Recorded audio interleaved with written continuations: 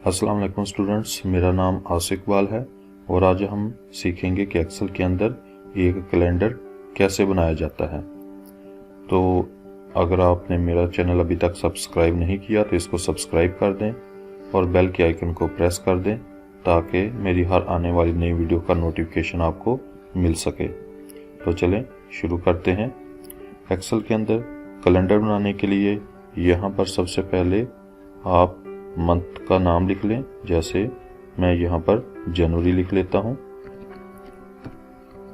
और अपने माउस के कर्सर को इस सेल के इस कॉर्नर पर ला के लेफ्ट बटन को प्रेस करता हूँ और राइट साइड पे इसको ड्रैग करता हूँ।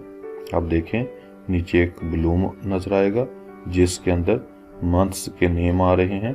तो जैसे ही ब्लूम के अंदर आपको दिसंबर लिखा हुआ नजर आए, आप अपने माउस के कर्सर को रिलीज कर दें। ये देखें यहाँ तक हमारे पास ये सीरीज फिल हो गई है। अब आप इसी तरीके से इस जगह पर क्लिक करें और यहाँ पर डेज के नाम लिख दें। जैसे मैं यहाँ पर सैटरडे लिख देता हूँ और इस सेल के इस कॉर्नर के ऊपर माउस को लाके लेफ्ट बटन को प्रेस करता हूँ और नीचे को ड्रैग करता हूँ और चंद एक सेल्स के ऊपर लाके इसको रिलीज कर देता हूँ। देखें यहाँ पर मेरे पास डेज के नाम आ गए हैं। अब यहाँ से मैं यहाँ तक कॉलम्स को सिलेक्ट करता हूँ और इनमें से किसी भी कॉलम का जो साइज है वो थोड़ा कम कर देता हूँ। जैसे ही मैं साइज कम करता हूँ, आप देखें तमाम सिलेक्टेड कॉलम्स का साइज जो है वो कम हो गया है। अब मैं इन सेल्स को सिलेक्ट करता हूँ और यहाँ पर मैं राइट क्लिक करता हूँ। यहाँ पर इस मेन्यू के अंदर मेरे पास एक ऑप्शन फॉर्मेट सेल्स का है, इसके ऊपर मैं क्लिक कर देता हूँ। यहाँ पर अगर आप देखें तो आपको एक ऑप्शन ओरिएंटेशन का नजर आएगा। यहाँ से मैं इसकी ओरिएंटेशन 90 डिग्री की कर देता हूँ और इसको ओके कर देता हूँ। तो ये देखें मेरा जो टेक्स्ट है वो 90 डिग्री के ऊपर रोटेट कर गया है। अब इसी तरीके से मैं यहाँ पर मंथ्स को स्टार्ट करना चाहता हूँ, लेकिन सबसे पहले मुझे ये देखना होगा कि मैं किस ईयर का कैलेंडर बना रहा हूँ। तो यहाँ पर मैं जो कैलेंडर बनाना चाहता हूँ वो ईयर 2022 का है। तो यहाँ पर मैं हेडिंग दे लेता हूँ।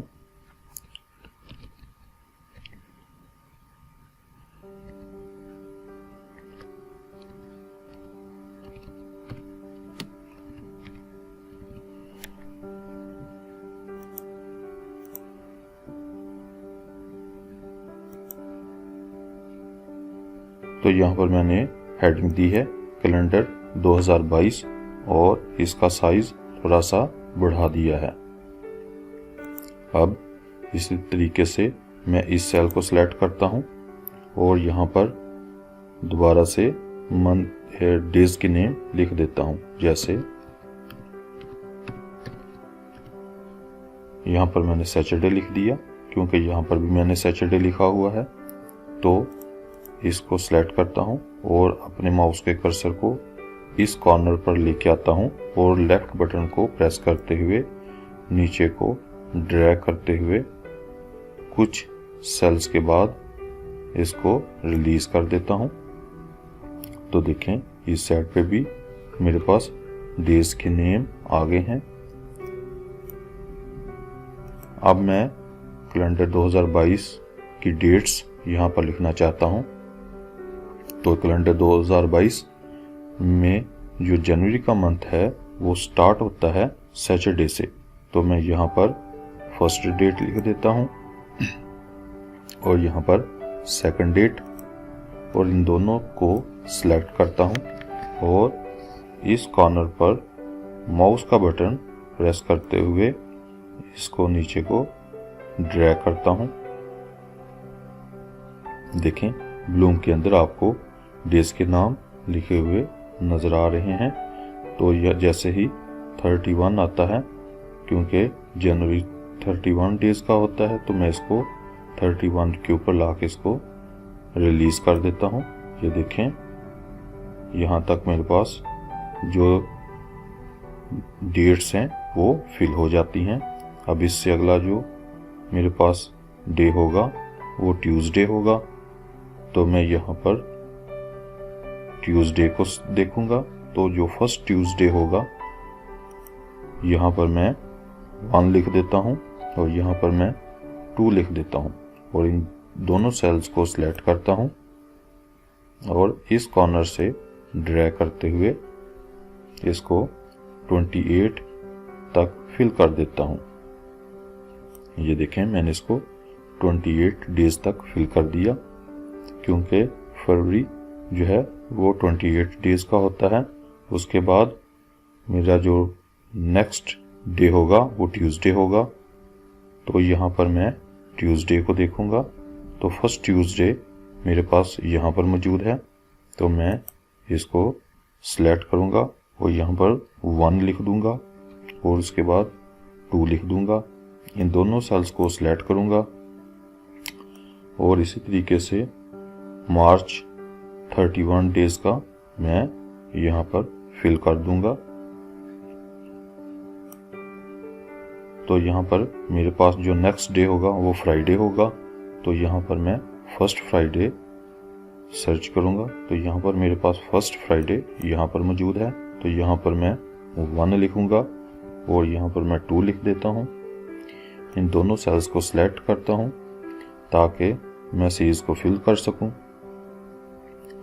और यहाँ पर मैं इसको 30 डेज तक फिल कर देता हूँ।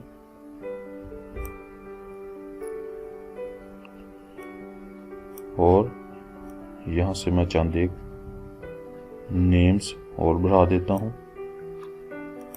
अब ये देखें, तो यहाँ से आगे जो नेक्स्ट डे होगा वो संडे होगा, तो मैं यहाँ पर फर्स्ट संडे देखूंगा।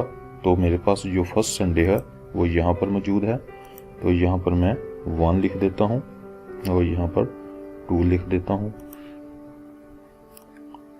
और इन दोनों सेल्स को सिलेक्ट करते हुए यहाँ से इसको क्लिक करते हुए नीचे को ड्रैग करता हूँ और 31 डेज तक इसको फिल कर देता हूँ।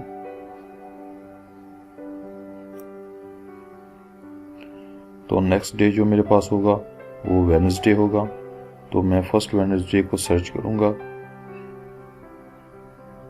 तो मेरे पास फर्स्ट वेडनेसडे यहाँ पर मौजूद है, तो यहाँ पर मैं 1 लिख देता हूँ और यहाँ पर मैं 2 लिख दूंगा। इन दोनों सेल्स को सिलेक्ट करूंगा और इसको 30 डेज तक फिल कर दूंगा।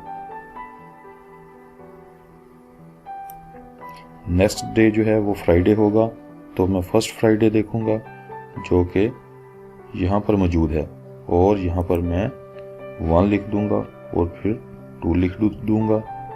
दोनों सेल्स को मैं सिलेक्ट करूंगा और इसको यहाँ से पकड़ के नीचे को ड्रैग करूंगा। क्योंकि ये मेरे पास जुलाई का मंथ है और ये 31 डेज का होता है, इसलिए मैं इसको 31 तक फिल कर दूंगा। नेक्स्ट डे जो है वो मंडे का है, तो मैं फर्स्ट मंडे यहाँ से सर्च करूंगा और ये मेरे पास फर्स्ट मंडे है, तो मैं यहाँ पर 1 लिख देता हूँ और यहाँ पर 2 लिख देता हूँ। इन दोनों सेल्स को सिलेक्ट करूंगा और यहाँ से इसको क्लिक करते हुए नीचे को ड्रैग करता हूँ और ये 31 डेज तक फिल कर देता हूँ।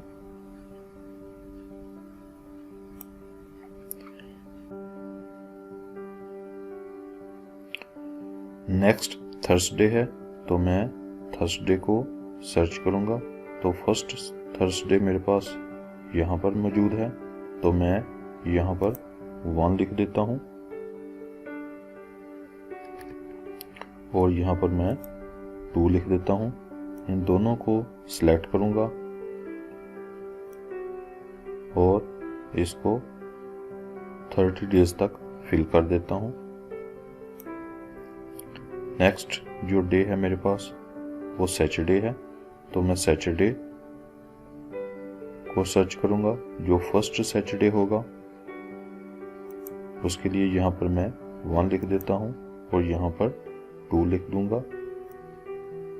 इन दोनों को सिलेक्ट करता हूँ और इसको 31 डेज तक फिल कर देता हूँ। नेक्स्ट मेरे पास ट्यूसडे है, तो यहाँ पर मैं फर्स्ट ट्यूसडे को देखूंगा और इसके लिए मैं यहाँ पर 1 लिख देता हूँ और 2 लिख देता हूँ। इन दोनों को दोबारा से सिलेक्ट करता हूँ और इसी तरीके से मैं इसको 30 डेज तक फिल कर देता हूँ। नेक्स्ट मेरे पास वेडनेसडे है, तो इसके लिए मैं यहाँ पर वेडनेसडे सर्च करूँगा।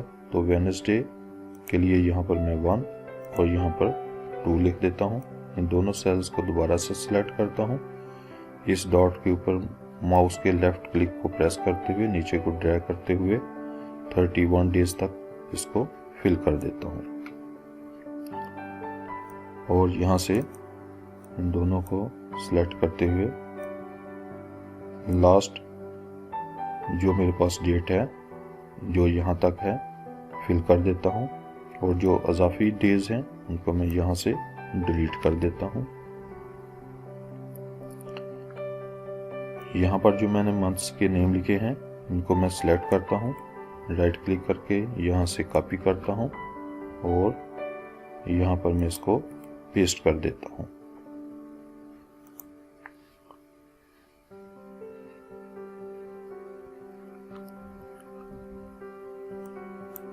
अभी मैं इस सारे कैलेंडर को सिलेक्ट करता हूं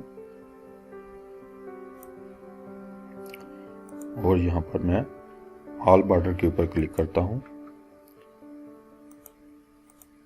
ये देखिए कैलेंडर के ऊपर बॉर्डर अप्लाई हो गया है।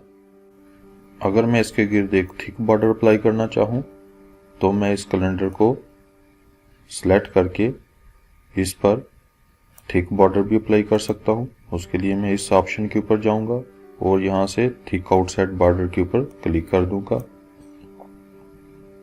तो यहां पर मेरे कैलेंडर के गिर्द एक थिक बॉर्डर भी अपीयर हो जाएगा। अब अगर मैं इसमें कोई कलर वगैरह फिल करना चाहूं तो मैं वो भी कर सकता हूं। जैसे मैं इनको सिलेक्ट करता हूं और इस पे कलर अप्लाई कर देता हूं। जो कलर आपको अच्छा लगे आप इस पे कलर अप्लाई कर सकते हैं। यहाँ पर मैंने कलर अप्लाई किया है मंथ्स के ऊपर और यहाँ पर भी मैं ये कलर अप्लाई कर देता हूँ। अब इनको मैं सिलेक्ट करता हूँ और इसके ऊपर एक अलग से कलर अप्लाई कर देता हूँ और यही कलर मैं इस साइड पे भी अप्लाई कर देता हूँ। अब अगर हेडिंग को भी कलर देना चाहें तो इसको भी कोई कलर दे सकते हैं। जैसे यहाँ पर मैं ये वाला कलर इसके ऊपर अप्लाई कर देता हूँ और इन कॉर्नर्स पे भी मैं कोई कलर अप्लाई करना चाहूँ तो मैं कोई भी कलर अप्लाई कर सकता हूँ। चलें मैं यहाँ पर ये वाला कलर ही अप्लाई कर देता हूँ और इन कॉर्नर्स पर मैं इस तरीके से ये वाला कलर अप्लाई कर दूंगा। अब यहाँ पर मेरे पास सैटरडे और संडे को ऑफ होता है तो सैटरडे और संडे को मैं सिलेक्ट करूंगा और इसके ऊपर अगर मैं कोई अलग से कलर अप्लाई करना चाहूं तो वो भी अप्लाई कर सकता हूं। तो चलें यहाँ पर मैं येलो कलर ही अप्लाई कर देता हूं और इसी तरीके से इस जगह पर मेरे पास सैटरडे और संडे है तो यहाँ पर भी मैं ये येलो कलर अप्लाई कर देता हूं। इसी तरीके से यहाँ पर भी मेरे पास सैटरडे और संडे होगा, मैं इस पे येलो कलर अप्लाई कर दूंगा।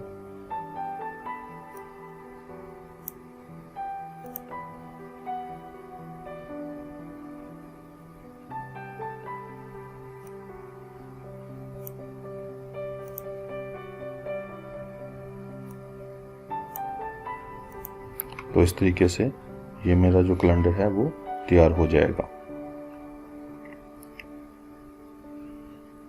अगर मैं इसको प्रिंट करना चाहूँ तो कंट्रोल P का बटन प्रेस करके इसका प्रिंट प्रीव्यू भी चेक कर सकता हूँ और इसको किसी भी कागज के ऊपर प्रिंट कर सकता हूँ। आज के लिए इतना ही, मिलते हैं नेक्स्ट वीडियो में। तब तक के लिए अल्लाह हाफिज।